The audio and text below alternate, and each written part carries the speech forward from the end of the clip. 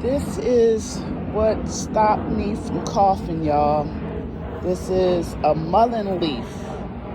What I do, well, I started ordering it from Amazon first. And then my mom said, I got some in the yard. I'm like, well, give me some. So she gave me 2 plants, and I've had this for 2 years. And all I do is pick it, and then I dehydrate it. If you don't have a dehydrator, you can just sit it out in some sun in a room that's sunny or a window, and let it sit for like a week.